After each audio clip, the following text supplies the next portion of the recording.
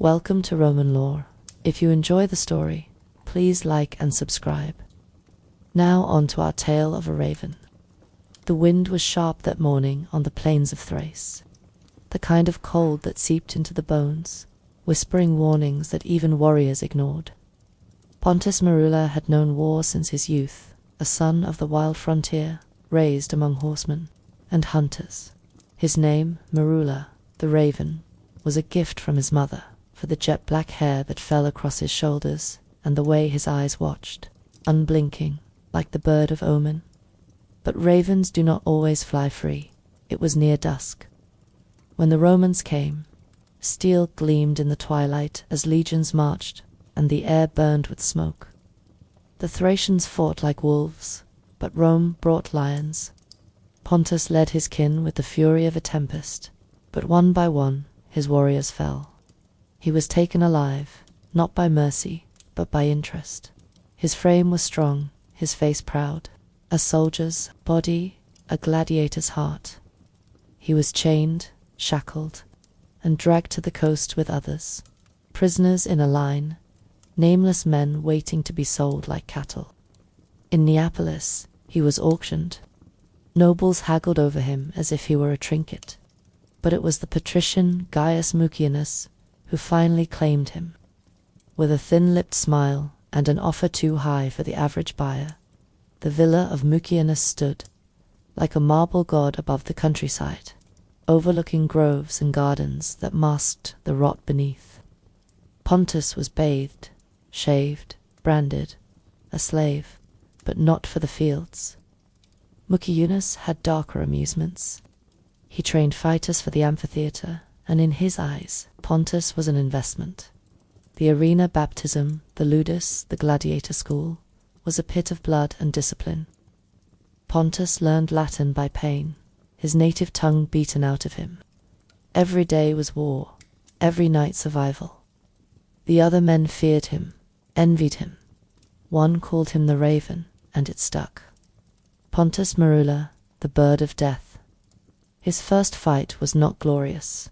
He was thrown into a provincial arena, given a dull gladius and a mismatched helm. Across from him stood a Gaul, a brute who had fought and won a dozen times. The crowd laughed, expecting a slaughter, but the Raven does not fall easily. Pontus moved like wind across the grass. He took a wound, a deep cut across the ribs. But he baited the Gaul, used his fury against him. When the opening came, he drove the gladius into the man's throat and twisted.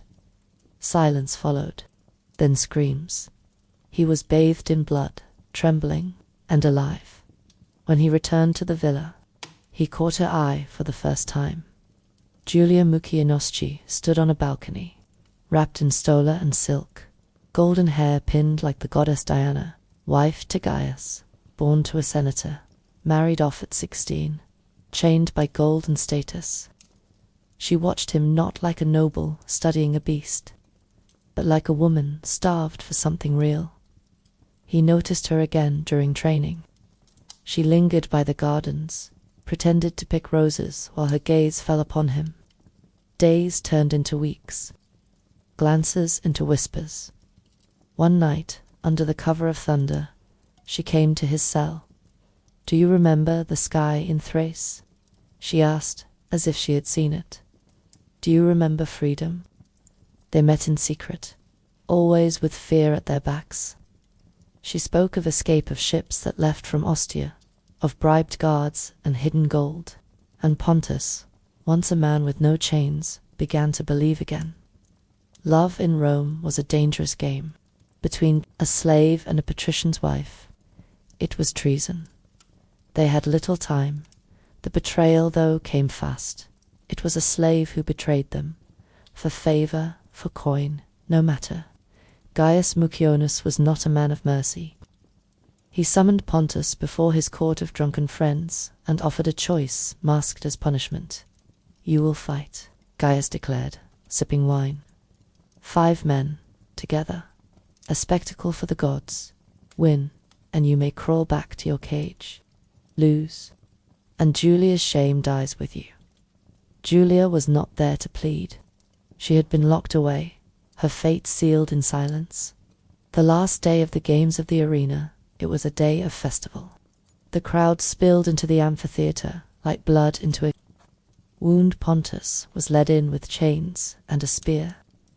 The gate clanked shut behind him.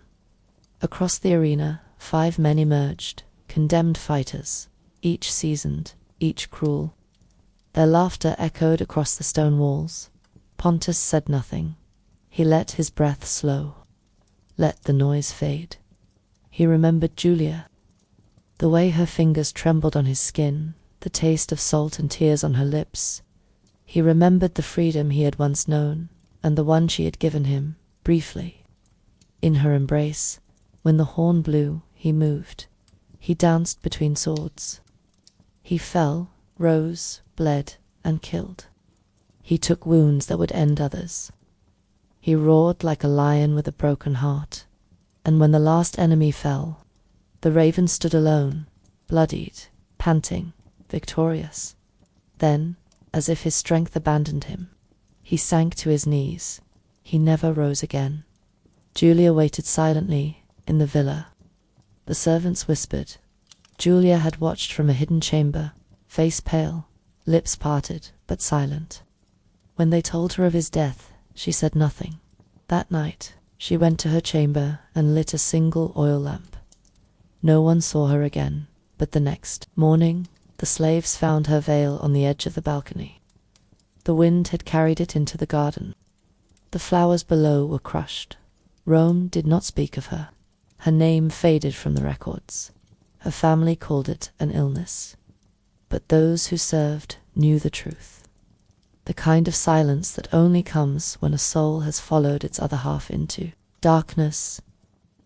In the end, Pontus Merula became legend, not for how he died, but for whom he fought. A raven chained by iron, yet flying in memory, and Julia Mucionis, though never named in the annals of Rome, lived on in the whispers of those who remembered what love looked like when it dared to defy the empire. Thank you for joining me on this journey through ancient Rome.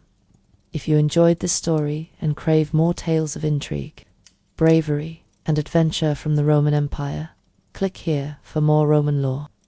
Until our next adventure, veil farewell.